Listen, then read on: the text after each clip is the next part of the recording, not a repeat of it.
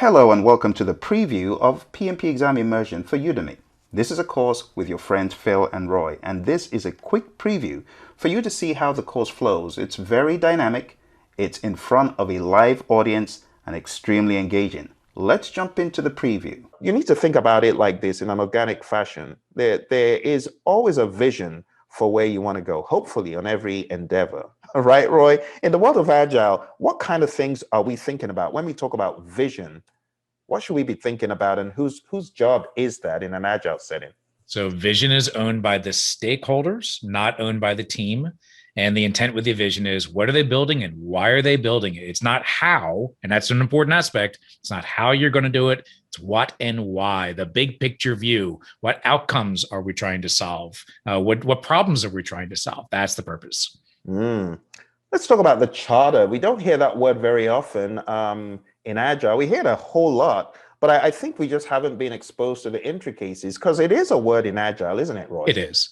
Yeah, and it really is a subtle difference. You know, most project charters that I've seen, if they're good ones, are following the same basic concept. It's the benefits that you're trying to achieve, the problems you're trying to solve, the basic outcomes. What we prefer to add in an Agile charter, which benefits your traditional charters as well, is that we want to get into the measurements of those outcomes. It's not good enough just to go build something. We also want to measure, are we actually getting the outcomes? What are those KPIs, those key performance indicators that say, yes, this was successful or not? That should be the post-project kind of stuff. Measure along the way and measure, are you getting the outcome that you're expecting out of the thing? Are we receiving the outcomes? Are the people that were building this, are we getting the results that we expected? Are they happy with the products and services that you're providing? The stakeholders, those folks that are paying for this thing, are they happy with what you've done? And are you getting the outcome expected? That's more what we're going to be pushing for in an Agile environment. Nothing wrong with budget performance. It's a good metric, just not always the best measurement of success. And then let's talk about the inspect, adapt mindset. Where do we see that in Agile? That's everywhere, every single day, in ourselves, in our processes, everything. We're always looking at how things are going. Are we going the right direction, gaining feedback from the appropriate parties, and making sure we're course correcting along the way. So there's little changes, there's some minor little feature changes, there's minor adjustments. They happen throughout the entire process with very minimal overhead. Now let's talk about the concept of refining and replanning. So what are the vehicles or the ceremonies where we have this discussion about refinement and replanning? What do we call those? So it happens in a couple of places. The main one is in the sprint review. Right, we're taking a look in the sprint review. We're demonstrating the work product to our stakeholders, the appropriate parties, interested parties as well. And as we get that feedback from them, we refine our plan and replan as appropriate. So we're using these as learning opportunities. Every time we do something, we learn from it and we feed that back into the plan and adjust the plans accordingly. Let's hone in on the demo, because there's really a lot of focus on the demo, which is what's the ceremony that funnels into demo? That's the sprint review, and it is the primary inspect and adapt mechanism. It's our opportunity to learn what our stakeholders really want, for our stakeholders to learn what they're actually getting and what they asked for, because they don't always ask for the right stuff, right? Let's face it, our customers don't always know what they're asking for. So this is an opportunity for both parties to learn from each other and make those adjustments along the way. It's a feedback mechanism and allows us to inspect and adapt. All right, and it's often said, Roy, the final meeting. And some people say, why is it the final meeting? Well, talk to us about the retrospective and why it's important. Most important event in the entire process. This gives us the opportunity to learn, to take some actions and improve along the way. Very small investment in time, 1 hour every 2 weeks. That's about all it takes. And it gives us the opportunity to do that pseudo lessons learned kind of process. So, but instead of at the end of phase or at the end of a release or end of a project, instead we're doing it at the end of the time box. Every couple of weeks, we look at how things went. Look at the important things, the things that went well and the things that maybe didn't, and take a couple of minor, small actions to improve in the very next increment. That is very helpful. So before we jump into people, why don't we put some more coats of paint on what we talked about already? So this is something I created, not in the PMBOK guide. It's based on the teachings Roy and I have delivered. And if you, when you finally get to the end of the teachings that Roy and I deliver, you'll find that there's a confluence, there's a point, there's a meeting point. And what I've done is shown you the meeting point. So when it comes to a vision, it exists in the world of Agile. It also exists in the world of predictive, like your business case. When we talk about a charter, it exists in the world of predictive, exists in the world of Agile. When you talk about planning, same thing. Talk about executing, same thing. Inspect and check is really like monitoring and controlling. Replan, refine is like what we do in the world of predictive as well. We just have specific terms for it in Agile, such as sprint review, backlog refinement, things like that. And then retrospective, we call it a lessons learned. So this is just trying to put a path, through all the things we do, so that as you're looking through all the processes and you're looking through all the tasks, you have a line of sight as far as where it's going. The vision, the charter, the planning, the executing, the inspect, adapt, replan, refine, delivery, and you keep on going over and over. Essentially, what we're saying here is that the things that you do in traditional approaches, the steps that you take in traditional that comes from the PMBOK, you're doing them in Agile as well.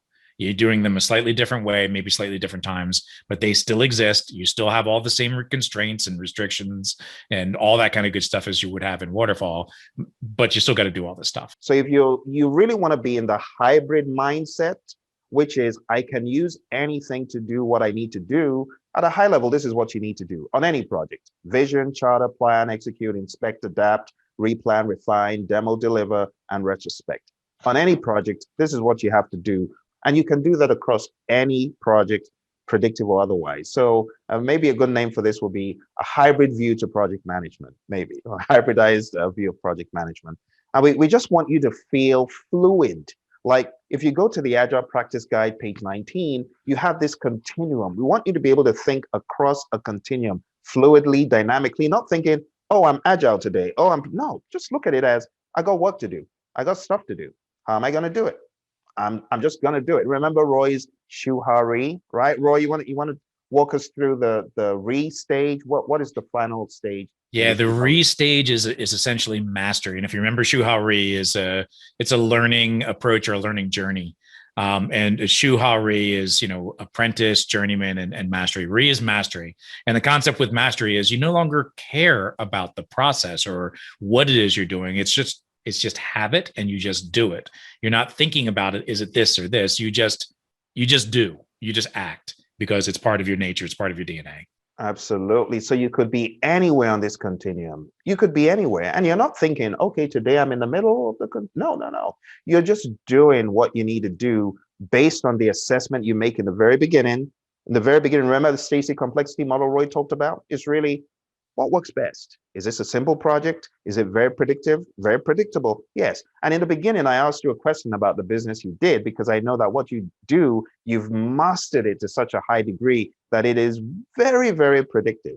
However, there might just be room to begin building in more agile thought. I know some folks are already doing that, but maybe there's an opportunity to build in more agile thought. So that the concept is wherever you are on this continuum, whether you need to be predictive, incremental, agile, or iterative, it's the same steps: the vision, the charter, all of those things. Again, it's not in the PMBOK guide. I just created this to help people think through what Roy and I are going to be delivering. So Roy, let the fun begin. Let's talk about people. Yeah, so at a high level, why are people important in Agile, and how should we think about people in Agile? People do the work. That's the reality, is people are doing the work, and we don't want to treat people as resources. They're not tools in the toolbox. They are human beings with behaviors and psychology and, bad days and good days and all that kind of good stuff. So it's very important for us to spend time thinking about how people behave and act. Just that simple. So the PMI have 14 things, I believe it is. I'm not showing all of them. But they've got 14 things that they say, project manager, this is what we expect you to be able to do. These are the tasks that we're looking for you to be proficient in as a project manager.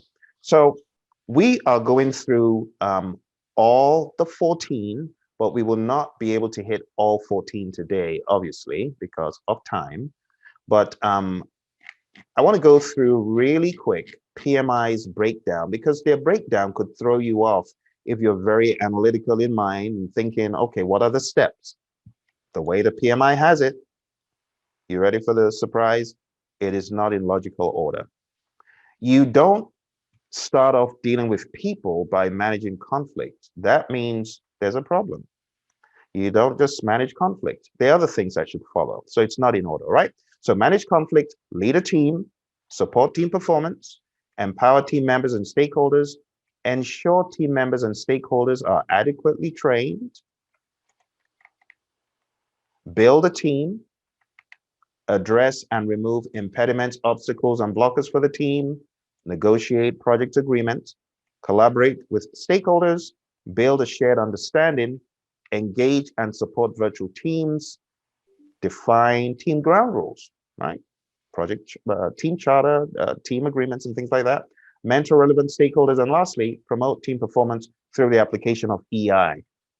Roy and I are going to talk through these, and we're not going to finish this today. We're going to go for about a day and a little bit more, and then the final day will probably be hitting the process domain. So today is really just to begin easing you into it gradually with an overview to the content outline, and just to have some really good discussion as any questions come up. So how you should be thinking about it is not the way the PMI has it here. Instead, we want you to think about some of these in logical order first before we talk about them.